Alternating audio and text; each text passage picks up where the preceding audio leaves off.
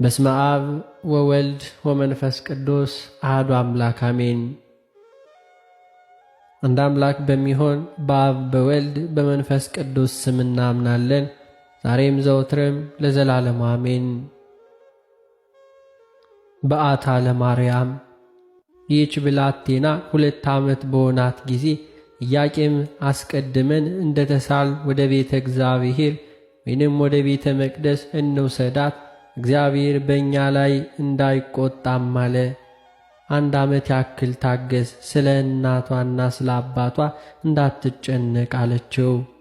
የዚች ብላቴና 3 ዓመት በሆናት ጊዜ ኢያቄም ንጹሐን የሆኑ የዕብራውያንን ልጆች ጠርቶ መብራት ያዶሮ ማር በእጆቹ ሰጣቸው።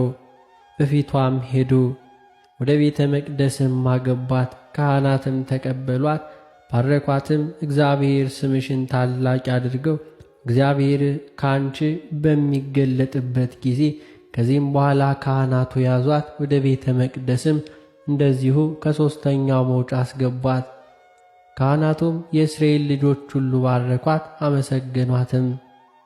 እግዚአብሔርም በእርሷ ላይ ታላቅ ደስታን አሳደረ። ዘመዶቿም ቤተሰቦቿም ተመለሱ።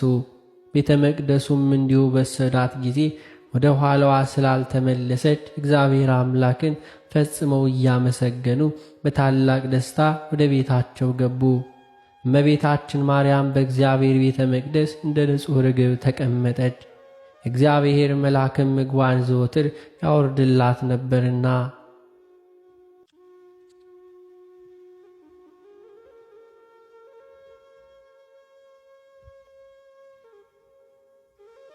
ቅድስት ድንግል ማርያም እንደተወለደች ወደ ቤተ መቅደስ እንደገባችም ለዮሴፍም እንደተሰጠች ወደ ዘካርያስ ቤት ወደ ሚስቱ ወደ ኤልሳቤጥም እንደሄደች የሚናገረው ድርሳኔ ነው።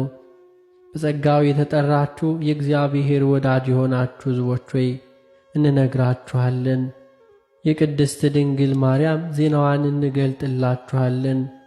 በዚያን ወራት ከይሁዳ ወገን የሚሆን የእስራኤል 4ኛ ልጅ ስሙ ኢያቄም ቀሌዮጳ የሚባል የእስራኤል ንጉሥ የዳዊት ወገን የሆነ አንድ ሰው ነበር። ሐና የምትባል ሴትን አገባ። እነርሱም የተቀደሱ ነበሩ። ከፍሬያቸውም በጎ ፍሬን እንደሚያፈራ ታወቀ። ነቢያቱም ከዳዊት ዘር የዓለም መድኃኒት እናት እንደምትገኝ ተናገሩ። ዳዊትም በዘመኑ እንዲህ ሲል አሰምቶ ተናገረ። ልጄ ሆይ ስሚ፣ በጆሮሽም አድምጭ። ወገንሽን እርሽ ንጉሥሽ ክርስቶስ ደምግባትሽን ቅድስናሽን ወዷልና እርሱም ጌታሽ ነውና።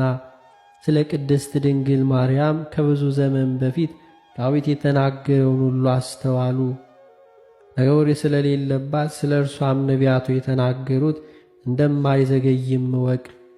ስለ ልደቷ ቤተ መቅደስ ስለ መግባቷ በፊታችን ያለውን ቃልም እንዲሁ አትርሳ። ኢያቄምና ሚስቱ ሐና ልጅ አልነበራቸውም። ሐናም መካን ነበረችና በታወቁ በዓላትም ወደ ኢየሩሳሌም በዓል ይሄዱ ነበረ። እነዚያም በዓላት የአዲሱ ወራት ፋሲካ፣ ይኸውም የቂጣ በዓል ሚያዝያም ነው። እግዚአብሔር ባነጋገረው ጊዜ ሙሴ እንዳዘዛቸው አባቶቻቸው በበረሃ ያዘጋጁት ነበርና።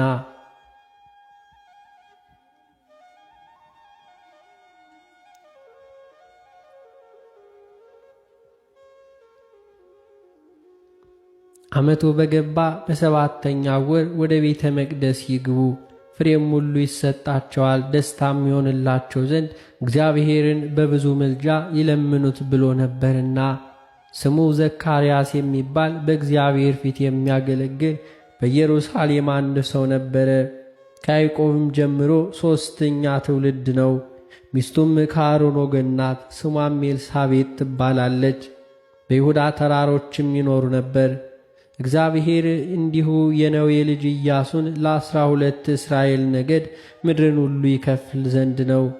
ለካህናቱም በየሀገሩ አንድ እንዲሁ በመካከላቸው ይሰጣቸዋል። አገልጋይም የሆኗቸው ዘንድም እንዲሁ ናቸውና።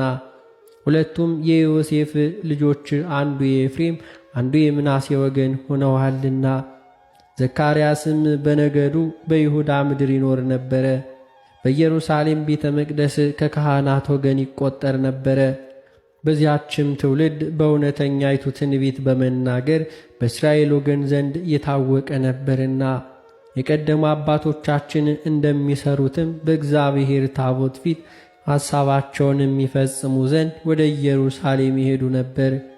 ኢያቄምና ዘካርያስም እጅጉን ይዋደዱ ነበር። ኤልሳቤጥም ከሐና ጋር ከአንድ አባት እንደተወለዱ ሁሉ እንዲሁ ይፋቀሩ ነበርና ዘመዳማቾችም ነበሩና ሁለቱም ሲገናኙ ልጅ መውለድ ስለተሳናቸው ይነጋገሩ ነበር። በዚህም ጉዳይ ስላገኛቸው ነገር ብዙ ይባባሉ ነበርና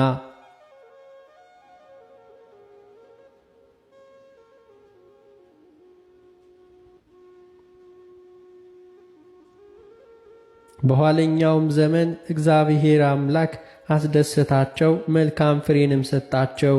እኛ እግዚአብሔርን ተስፋ እናድርግ፣ እኛም መልካሙን እርሱ የሚወደውን ሁሉ እንስራ፣ ፈቃዱም ይሆንልናልና።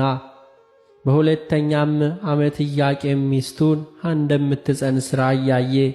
በነጋም ጊዜ ፈጽሞ የሚጣፍጥና ንጹሕ የሆነ ውሃ ጉድጓድ መካከል ላይ ተመለከትሁ አለ።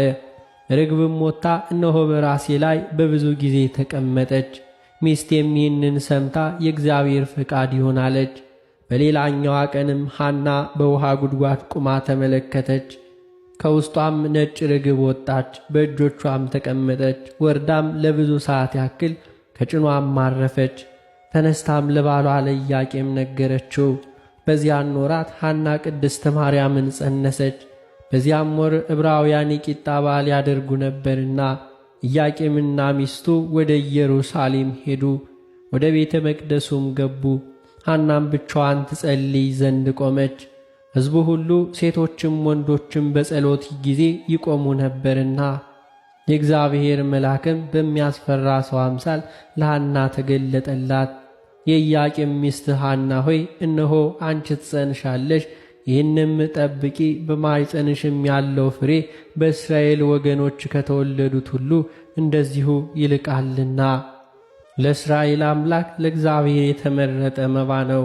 የኢያቄም ሚስት ሐና ሆይ አንቺ ብፅዕት ነሽ፣ የማኅፀንሽ ፍሬ ሁሉ በሚይዝ በእግዚአብሔር ፊት መልካም የሽቱ መዓዛ ሆኖ ይወጣልና በምድርም በሕዝቡም ፊት ከፍ ከፍ ይላል። ዘላለማዊ ሕይወትን ያገኙ ዘንድም ያመሰግኑታል አላት።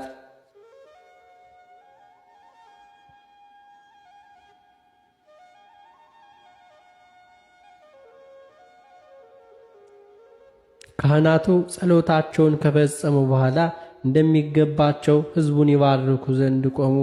ኢያቄምና ሚስቱም ይባረኩ ዘንድ መጡ። ዘካርያስም ሐና እንደጸነሰች አስተዋለ። በዚያንም ሌሊት የእግዚአብሔር መልአክ በፊቱ ቆሞ ይነግራት ዘንድም ስለ እርሷ እንዲሁ ነግሮታልና በዘካርያስም ላይ መንፈስ ቅዱስ አደረበት።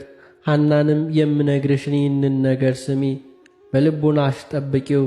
ከዚህም በኋላ ከባልሽ ከኢያቄም ጋር አትተኚ፣ በማኅፀንሽም ያለው ፍሬ ለእግዚአብሔር ንጹሕ መሥዋዕት ነውና። ይኸውም በዚያን ዘመን ሙሴ እንዲሁ የተመለከተው ዕፅ እንጨትም ነው። በውስጡም እሳት ይነድ ነበረ፣ ፍሬውም አላቃጠለውም። ይህም በበረሃው ድንኳን ውስጥ ያስቀመጡት የወርቅ መሶብ ከሰማይ የወረደ ለዓለሙ ሁሉ ሕይወትን የሚሰጥ የተሰወረ መና ያለበት ነው። ዛሬም ለእግዚአብሔር የተቀደሰና ንጹሕ ቁርባንን እስከምትወልጅ ድረስ ከጉስቁልና ሁሉ ትጠበቂ ዘንድ አዝሻለሁ። ስፍራውንም ለዓለሙ ሁሉ ለልጅ ልጅ ይናገራሉ አላት። ብፅዕት ሐናም ይህንን ነገር ከዘካርያስ ከሰማች በኋላ ራሷን ዝቅ አድርጋ ከእርሱ በረከትን ተቀብላ ወደ ቤታቸው ተመለሱ። ይህንን ነገር እንዲሁ ጠበቀችው፣ አስተዋለችው። የፋሲካ በዓል በተቃረበ ጊዜ ኢያቄም ሚስቱ ሐናን ይዞ እግዚአብሔር ሙሴ እንዳዘዘው በዓልን አደረገ። በግምረድ እንዳለው ወደ ኢየሩሳሌም ይዟት ወጣ። በኢየሩሳሌም ተቀመጡ፣ በዓልንም አደረጉ። ከዚህም በኋላ ወደ ሀገራቸው ተመለሱ።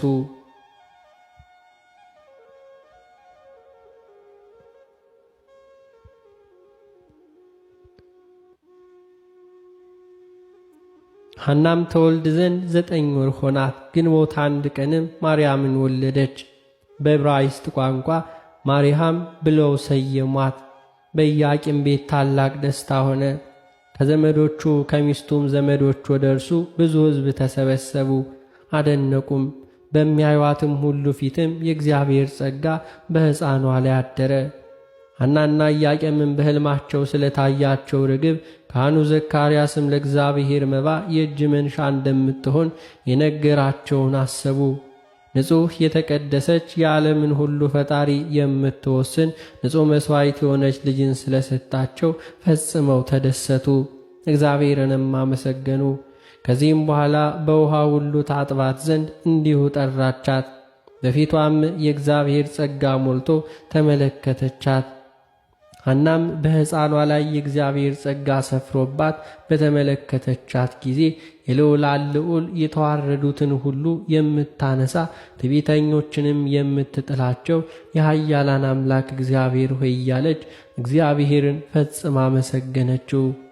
አንተ የአባቶቻችን አምላክ ነህና ሐዘኔንም ተመለከት። በዚህም ደም ግባት የተሸለመች ያሸበረቀች መልካም ፍሬን የሰጠኸኝ አንተነ። እኔም በማኅፀኔ የወለድኳት ይህችን ብላቴና በልጁ በይስሐቅ ፈንታ በፊትህ እንደ ሰዋው እንደ አብርሃም በፊትህ ያማረ መሥዋዕት እንደምትሆን አምናለሁና ሰራዊተ መላእክትም ስለ እኔ ይደሰታሉ። ከመካኗ ፍሬ ተገኝቷልና በሰማይ ታላቅ ብርሃን፣ ፀሐይ፣ ጨረቃ ስለ እኔ ይደሰታሉ። እግዚአብሔር በምድር ሰውነቷ ፍጹም መልኳም ያማረ ነውርም የሌላትን ልጅ ፍጹም ደስታንም ሰጥቶኛልና።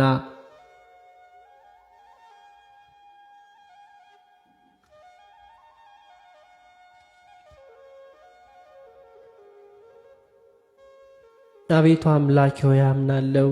ዘካርያስ ስለ እርሱ እንደተናገረው መባ የእጅ መንሻ በፊትም የተመረጠች የመንፈስ ቅዱስም ማደሪያ ትሁን።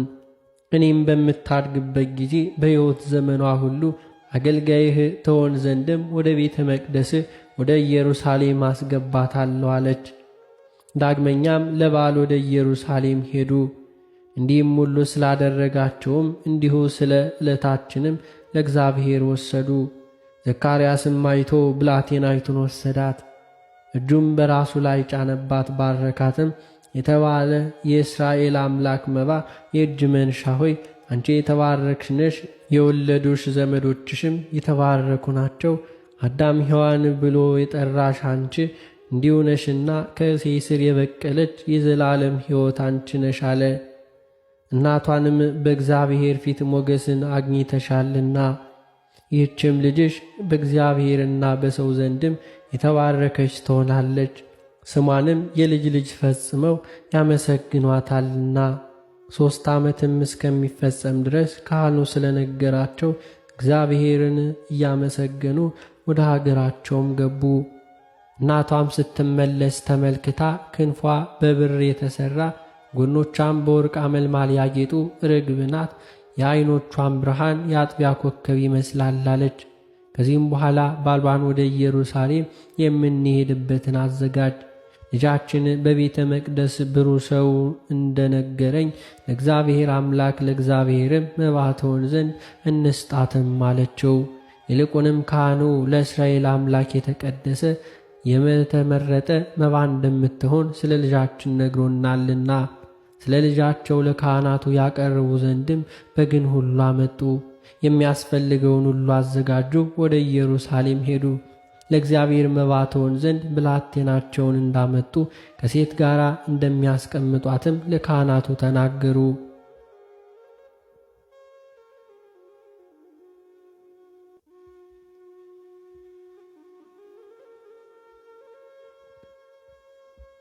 በዚያም የፋኑኤል ልጅ ያለችበት ብዙ ደናግል መበልታት ነበሩና ስለታቸውንም ለካህናቱ ሰጡ።